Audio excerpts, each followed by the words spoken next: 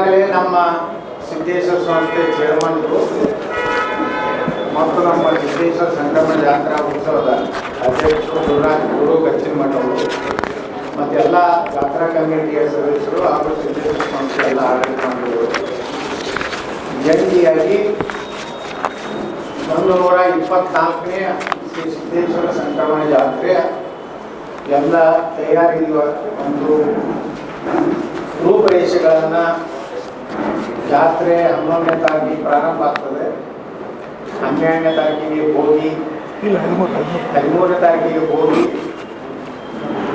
14ನೇ ತಾರೀಕಿಗೆ ಮಕರ ಸಂಕ್ರಮಣ ಮತ್ತು ಹೋಮ, 15ನೇ ತಾರೀಕಿಗೆ ನಂದಿ ಉತ್ಸವದ ಕೊನೆಯ ದಿವಸ ಹಾಗೂ ಮತ್ತು ಕಾರ್ಯಕ್ರಮ. ಈ ರೀತಿ ಈಗಾಗಲೇ ನಮ್ಮ ಚರ್ಮಗಳೆಲ್ಲ ಮಾಹಿತಿ ಕೊಟ್ಟಿದ್ದಾರೆ.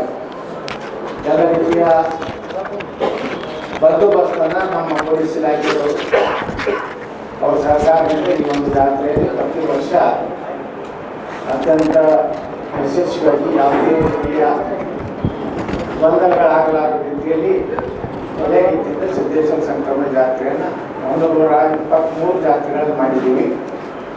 ಸಿದ್ದೇಶ್ವರ ಸಂಸ್ಥೆ ಶತಮಾನ ಕಂಡಂಥ ವಿಜಯಪುರ ಜಿಲ್ಲೆಯ ಮೊದಲ ಸಂಸ್ಥೆ. ಇವತ್ತು ಸಿದ್ದೇಶ್ವರ ಸಂಸ್ಥೆ ಸಾಕಷ್ಟು ಬೆಳೆದಿದೆ. ಬಹುಶಃ ಕರ್ನಾಟಕದಲ್ಲಿ ನಮ್ಮ ದೊಡ್ಡದಾದಂಥ ಗೋಶಾಲೆ ಯಾವ ಸಂಸ್ಥೆಗಳು ಯಾವ ಮಠಾಧೀಶರು ಇಲ್ಲ. ಇದರ ಹೆಮ್ಮೆಯನ್ನು ಹೇಳುವಂಥ ಒಂದು ಗೋರಕ್ಷಾ ಕೇಂದ್ರ ನಮ್ಮದಿದೆ. ಅಲ್ಲಿ ವಿಭೂತಿ, ಕರ್ಪೂರ, ಕುಂಕುಮ, ಗೋಮೂತ್ರ, ಸಾವಯವ ಕೃಷಿ, ಅಲ್ಲಿಯೂ ಸಹ ನಾವು ಈ ವರ್ಷ ಶ್ರೀಮತಿ ಬಂಗಾರಮ್ಮ ಸಜ್ಜನ್ ಸಾವಯವ ಕೃಷಿ ಅಧ್ಯಯನ ಕೇಂದ್ರ ಹಾಗೂ ಕಲ್ಯಾಣ ಮಂಟಪವನ್ನು ಈ ವರ್ಷ ನಾವು ಪ್ರಾರಂಭ ಮಾಡಿದ್ವಿ. ಅಲ್ಲಿ ನಮ್ಮ ರೈತರಿಗೆ ಸಾವಯವ ಕೃಷಿ ಬಗ್ಗೆ ಅವರಿಗೆ ತರಬೇತಿ ಕೊಡುವಂಥದ್ದು ಮತ್ತು ನಮ್ಮ ಸಂಘ ಸಂಸ್ಥೆಗಳ ಒಂದು ಟ್ರೈನಿಂಗ್ ಕೊಡುವಂಥ ಒಂದು ಕಾರ್ಯಾಗಾರವನ್ನು ಸಹ ನಾವು ಏನು ಪೂಜ್ಯ ಸಿದ್ದೇಶ್ವರ ಮಹಾಸ್ವಾಮಿಗಳ ಒಂದೇನು ಕನಸಿಟ್ಟು ಸಾವಯವ ಕೃಷಿಯಲ್ಲಿ ನಮ್ಮ ರೈತರನ್ನ ತಯಾರು ಮಾಡಬೇಕು ಅನ್ನೋಂಥದ್ದು ಇವತ್ತು ಆ ಕೆಲಸ ಪ್ರಾರಂಭ ಮಾಡಿದ್ದೇವೆ. ಅದೇ ರೀತಿ ಸಿದ್ದೇಶ್ವರ ಸ್ವಾಮೀಜಿಗಳ ಹೆಸರಿನಿಂದಲೇ ಸುಮಾರು 108 ಬೆಡ್ಡಿನ ಇಡೀ ವಿಜಯಪುರ ಜಿಲ್ಲೆಯಲ್ಲಿ ಅತ್ಯಂತ ಒಳ್ಳೆಯ ಒಂದು ಆಸ್ಪತ್ರೆ ಈಗಾಗಲೇ ಪ್ರಾರಂಭ ಆಗಿದೆ. ಡಯಾಲಿಸಿಸ್ ಸೆಂಟರ್ ಇದೆ. ಮೊದಲು 5 ಡಯಾಲಿಸಿಸ್ ಇದ್ದು ಈಗ 10 ಡಯಾಲಿಸಿಸ್ ಸೆಂಟರ್ ಆಗಿದೆ. ಬಹುಶಃ ಉತ್ತರ ಕರ್ನಾಟಕದಲ್ಲೇ ಈ ನರಕ್ಕೆ ಸಂಬಂಧಪಟ್ಟಂಥ ಯಾವುದಾದ್ರೂ ಹೆಚ್ಚಿನ ಉಪಕರಣಗಳಿದ್ದಂಥ ಒಂದು ಆಸ್ಪತ್ರೆ ಅಂದರೆ Jnanayogi Siddeshwara Swamiji super speciality hospital. ಕಲ್ಯಾಣ ಮಂಟಪಗಳು, ಶಾಲಾ ಕಾಲೇಜುಗಳು ಈ ಸಲ ಬರುವ ಜೂನ್ನಿಂದ ನಾವು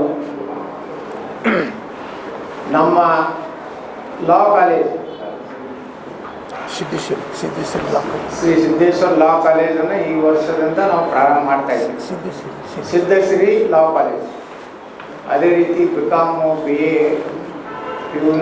ಸೈನ್ಸು ಮತ್ತು 100 ಮಕ್ಕಳಿಗೆ ದತ್ತಕ್ಕೆ ತಗೊಂಡು ಸ್ಲಮ್ ಏರಿಯಾದ ಮಕ್ಕಳಿಗೆ ಉಚಿತ ಶಿಕ್ಷಣ 100% ಉಚಿತವಾಗಿ ನಾವು ಬಡ ಮಕ್ಕಳಿಗೆ ಶಿಕ್ಷಣ ಕೊಡುವಂಥದ್ದು ಇವತ್ತು ಸಿದ್ದೇಶ್ವರ ಸಂಸ್ಥೆ ನೀಲಕಂಠೇಶ್ವರ ವಿದ್ಯಾಮಂದಿರದಲ್ಲಿ ನಾವು ಮಾಡ್ತಾ ಇದ್ದೀವಿ. ನಾಳೆ ಯುಗಾದಿ ನಮ್ಮ ಹಿಂದೂಗಳ ಪ್ರಕಾರ ಹೊಸ ವರ್ಷ. ಜಾನ್ವರಿ ನಮ್ಮದಲ್ಲ. ನಮ್ಮ ಸಂಸ್ಕೃತಿ, ನಮ್ಮ ಸನಾತನ ಧರ್ಮದ ಹೊಸ ವರ್ಷ ಪ್ರಾರಂಭ ಆಗುವುದು ಯುಗಾದಿ. ಪಾಡ್ವೆ ದಿವಸದಿಂದ ನಾವು ಹೊಸ ವರ್ಷವನ್ನು ಬೆಳಿಗ್ಗೆ 4 ಗಂಟೆಗೇನು ಬ್ರಾಹ್ಮಿ ಮುಹೂರ್ತದಲ್ಲಿ ಸೂರ್ಯೋದಯ ಕಾಲದಿಂದ ಪ್ರಾರಂಭ ಆಗ್ತದೆ ಹೊಸ ವರ್ಷ. ಅವತ್ತು ಗೋಪೂಜೆ ಆಗ್ತದೆ. ಹೋಮ ಹವನಗಳು ಸಿದ್ದೇಶ್ವರ ದೇವಸ್ಥಾನದಲ್ಲಿ, ಕಪಿಲೇಶ್ವರ ದೇವಸ್ಥಾನದಲ್ಲಿ ಹೋಮ ಪೂಜೆಗಳಾಗ್ತವೆ. ಈ ವರ್ಷ ಭಾಳ ವಿಶೇಷ ಇದೆ. ನಮ್ಮ ಸಿದ್ದೇಶ್ವರ ಸಂಸ್ಥೆ ಇತಿಹಾಸದಲ್ಲಿ ಸುಮಾರು 15 ಕೋಟಿ ರೂಪಾಯಿನಲ್ಲಿ ನಾವು ಶಿವಾನುಭವ ಮಂಟಪ ಹಾಗೂ 5 ಅಂತಸ್ತಿನ ಶ್ರೀ ಸಿದ್ದೇಶ್ವರ ಯಾತ್ರಿ ನಿವಾಸ, ನೀಲಕಂಠೇಶ್ವರ ಯಾತ್ರಿ ನಿವಾಸ ಹಾಗೂ BM ಪಾಲ್ಕರೇಶ್ವರ ಅನ್ನಪೂರ್ಣೇಶ್ವರ ಭವನ, ಸುಮಾರು ಅನೇಕ ಭಕ್ತರು 1 ಲಕ್ಷ 2 ಲಕ್ಷ ಪಟ್ಟಂಥ ಭಕ್ತರನ್ನ ಎಲ್ಲ ಸರ್ಕಾರದಿಂದ ಈ ಒಂದು ದೊಡ್ಡ ಕಟ್ಟಡವನ್ನು ಉಗಾದಿಯ ಹೊಸ ವರ್ಷದಿಂದ ಪ್ರಾರಂಭ ಮಾಡ್ತಾ ಇದ್ದೀವಿ. ಅದರಲ್ಲಿ ಇನ್ನೊಂದು ವಿಶೇಷ ಏನಪ್ಪ ಅಂದರೆ, ಪ್ರತಿ ದಿವಸ ಹೊರಗಿನಿಂದ ಬರುವಂತಹ ಪ್ರವಾಸಿಗರಿಗೆ ಅನ್ನದಾಸೋಹವನ್ನು ಪ್ರಾರಂಭ ಮಾಡ್ತಾ ಇದ್ದೀವಿ. ಅದ್ರ ಜೊತೆಗೆ ಯಾತ್ರಿ ನಿವಾಸದಲ್ಲಿ ಯಾರು ಪಾದಯಾತ್ರೆ ಮಾಡ್ತಾರೆ, ಶ್ರೀಶೈಲಕ್ಕೆ ಹೋಗೋರು, ಗತ್ತರಿಗೆ ಬಾಗಂಗೆ ಹೋಗೋರು, ಉದಾಪುರ ದಾನಮ್ಮದೇವಿಗೆ ಹೋಗೋರು, ಮಂತ್ರಾಲಯಕ್ಕೆ ಹೋಗೋರು, ಯಾವುದೇ ಹಿಂದೂ ಧರ್ಮದ ಯಾವುದೇ ಸಮುದಾಯಗಳು ಪಾದಯಾತ್ರೆ ಇದ್ರೂ ಸಹ ಅಲ್ಲಿ ಉಳ್ಕೊಳ್ಳುವಂಥ ವ್ಯವಸ್ಥೆ ನಾವು ಮಾಡಿದ್ದೀವಿ. ಮತ್ತು ಶಾಲಾ ಮಕ್ಕಳುಗಳು ಇವತ್ತು ಪ್ರವಾಸ ಅಂತ ಹೇಳಿ ಬರ್ತಾರೆ. ಇವತ್ತು ವಿಜಯಪುರ ನಗರಕ್ಕೆ ಬಂದಾಗ ಇಲ್ಲಿ ಎಲ್ಲ ಏನು ಸ್ಮಾರಕಗಳನ್ನು ನೋಡ್ಕೊಂಡು ಮುಂದಿನ ಊರಿಗೆ ಹೋಗುವಾಗ ರಾತ್ರಿ ವಾಸ್ತವ್ಯ ಇರಲಿ ಅಂತೇಳಿ ಸುಮಾರು 500 ಮಕ್ಕಳು ಸಾಮರ್ಥ್ಯದ ಯಾತ್ರಿ ನಿವಾಸ ನಾವು ಉಗಾದಿಯ ಮಧ್ಯ ವರ್ಷದಿಂದ ಪ್ರಾರಂಭ.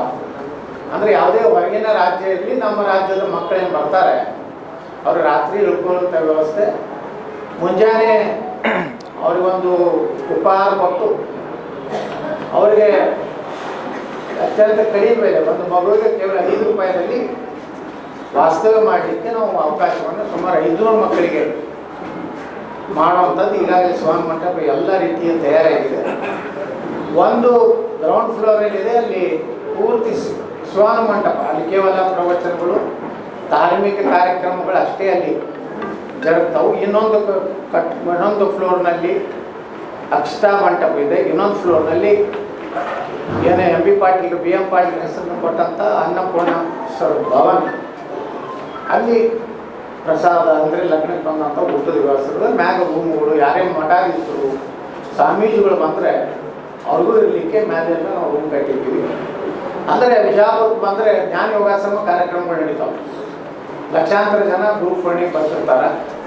ಇಲ್ಲಿರಲಿಕ್ಕೆ ವ್ಯವಸ್ಥೆ ಇಲ್ಲ ಅಂದ್ರೆ ಅಭಿವೃದ್ಧಿ ಸಲುವಾಗಿ ಒಟ್ಟಾರೆ ಹಿಂದೂ ಧರ್ಮದ ಯಾವುದೇ ಧಾರ್ಮಿಕ ಕಾರ್ಯಕ್ರಮ ಬರುವವರಿಗೆ ಉಚಿತವಾಗಿ ಕೊಡುವಂಥ ಕೆಲಸ ಸಿದ್ದೇಶ್ವರ ಸಂಸ್ಥೆ ಬರುವ ಉಗಾದಿಯಿಂದ ಪ್ರಾರಂಭ ಮಾಡ್ತಾರೆ ಅಂತ ಭಾಳ ಸಂತೋಷದಿಂದ ನಮ್ಮ ಸಿದ್ದೇಶ್ವರ ಸಂಸ್ಥೆಯ ಒಂದು ಕಾರ್ಯಕ್ರಮ ಬಗ್ಗೆ ಹೇಳಿದ್ದೇವೆ.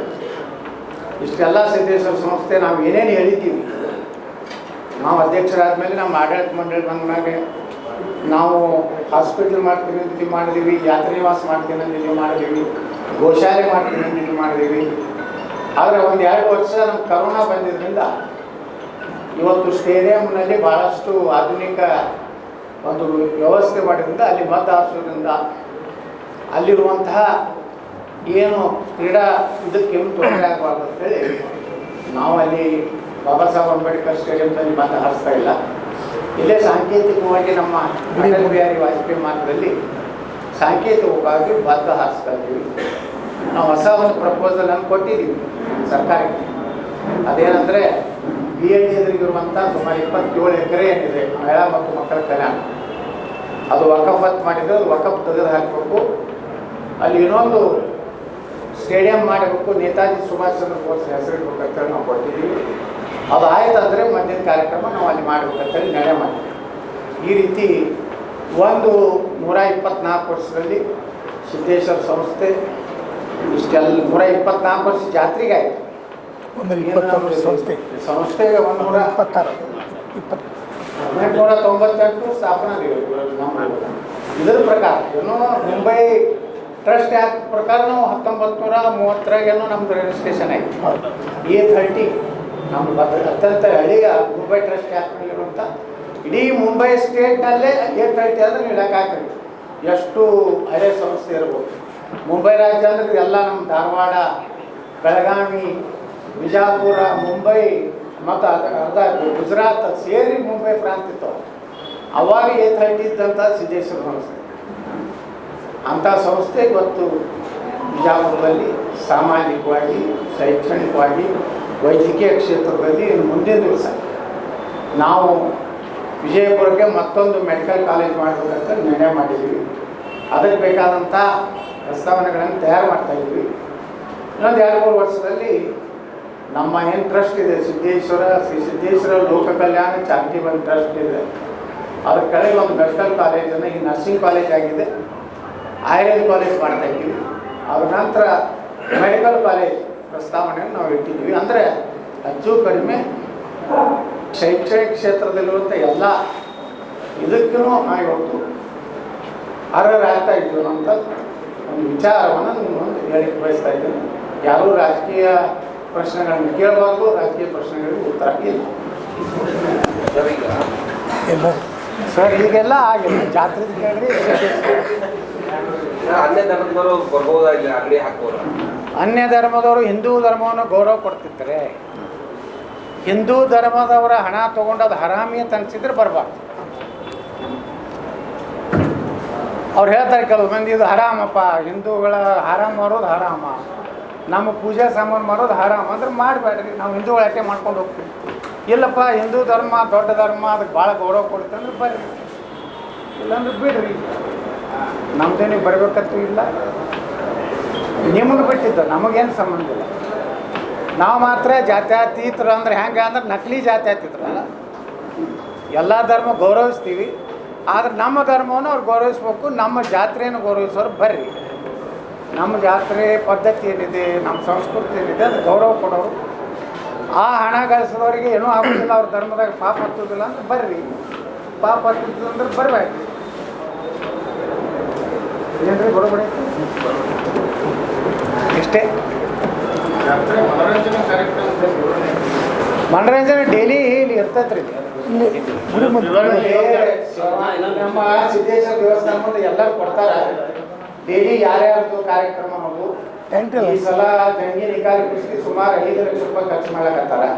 ಅದಕ್ಕೆ ಮನೋರಂಜನೆ ಕಾರ್ಯಕ್ರಮಕ್ಕೆ 10 ಲಕ್ಷ. ಮತ್ತು ಏನಾಗಿದೆ ಅಂದ್ರೆ ನಮ್ಗೆ ಭಾಳ ಸಮಸ್ಯೆ ಆಗಿದ್ರೆ ಮೊದಲು ಬಾಬಾ ಸಾಹೇಬ್ ಅಂಬೇಡ್ಕರ್ ಅವ್ರ ಸ್ಟೇಡಿಯಂ ಸಿಗ್ತಿತ್ತು. ಈಗ ಅದು ಅಲ್ಲೆಲ್ಲ ಏನಾಗ್ಯಾವ ಸೈಕ್ಲಿಂಗ್ ಇವು ಎಲ್ಲ ಏನು ಇದು ಮಾಡ್ಯಾರ. ನಾಳೆ ಮತ್ತು ಅದ್ರಲ್ಲಿ ಏನು ಸಿಗ್ತಾರೆ ಕೋಟ್ಯಾಂತರ ರೂಪಾಯಿದ್ದು ಇದು ಹಾಳಾಗಬಾರ್ದು ಅಂಥೇಳಿ ನಮ್ಮ ಜಿಲ್ಲಾಡಳಿತದವ್ರು ಹೇಳಿದ್ದಾರೆ. ನಾವು ಸಹ ಅದನ್ನ ಹಠ ಹಿಡಿದು ಅವನು ಮಾಡೋದು ಒಳ್ಳೆಯದಲ್ಲ ಅಂಥೇಳಿ ನಾವೇ ಇವತ್ತು ಅಭಿನಯಿಸಿದ್ದೀವಿ. ಯಾಕಂದ್ರೆ ಕರೋನಾ ಆದ ನಂತರ ಮತ್ತು ಸಿದ್ದೇಶ್ವರ ರತ್ನ ಪ್ರಶಸ್ತಿ ಕೊಡ್ತಿದ್ದೀವಿ, ಅದನ್ನು 2-3 ವರ್ಷದ ಸ್ಥಗಿತ ಆಗಿದೆ. ಮುಂದಿನ ವರ್ಷದಿಂದ ಮತ್ತೆ ನಮ್ಮ ಯಥಾಸ್ಥಿತಿ ಸಿದ್ದೇಶ್ವರ ರತ್ನ ಈಗೇನು 1 ಲಕ್ಷ ಇರ್ತದೆ, 25 ಈಗ ಅದನ್ನು 1 ಲಕ್ಷ ರೂಪಾಯಿ ಏರಿಸಿ ಮುಂದಿನ ಸಲದಿಂದ ಮತ್ತೆ ಅದೇವ ಕೊಟ್ರ ಎಲ್ಲ ಚಪ್ಪಾಳೆ ಪತ್ರಿಕಾ ಪಟ್ಟಿ ಮುಗಿತು. ಎಲ್ಲರಿಗೂ ಪ್ರಸಾದ ವ್ಯವಸ್ಥೆ ಮಾಡ್ಯಾರ. ಆರಾಮ್ ಊಟ ಮಾಡಿ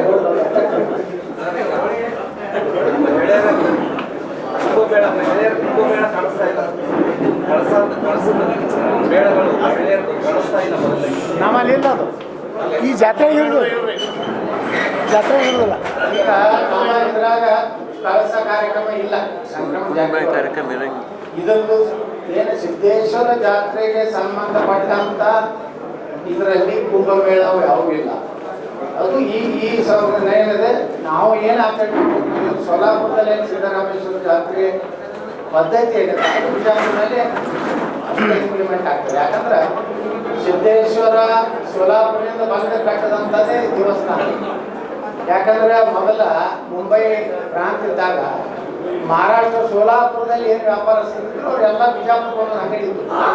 ಆ ಅಂಗಡಿ ಒಳಗೆ ಸಿದ್ದರಾಮೇಶ್ವರ ಸೋಲಾಪುರಕ್ಕೆ ಏನು ಪದ್ಧತಿ ಅಂತಂದ್ರೆ ಮುಂಜಾನೆ ಅಂಗಡಿ ಪ್ರಾರಂಭವಾಗಿದ್ದ ಮುಂಚೆ ಸಿದ್ದರಾಮೇಶ್ವರ ಜೀವಂತ ಸಮಾಧಿ ಇದೆ.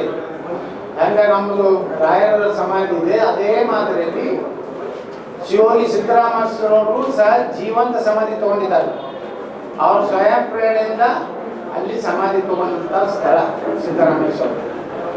ಆ ವ್ಯಾಪಾರಸ್ಥರು ಬಂದ ಪ್ರಾರಂಭ ಸುಮಾರು 1880 ಬಂದು ಎಲ್ಲ ಅಂಗಡಿ ಇದ್ದು. ಇನ್ನಾದ್ರೂ ಅವ್ರು ಕೆಲವೊಂದು ಅಂಗಡಿಗಳು ಅವರೆಲ್ಲ ಕಾಡಾದಿ ಅಂದರೆ ಅವರು ಸೊಲ್ಲಾಪುರ ಇಲ್ಲಿ ಉಮ್ಮರ್ಜತ್ತಿತ್ತು, ವಾರದತ್ತಿತ್ತು, ಜಮ್ಮ ಆಗ್ತಿತ್ತು. ಹೀಗೆಲ್ಲ ಅವರೆಲ್ಲ ಕೂಡ ಪಂಚ ಕಮಿಟಿ ಮಾಡಿ ಪ್ರಾರಂಭ ಮಾಡಿದ್ರು.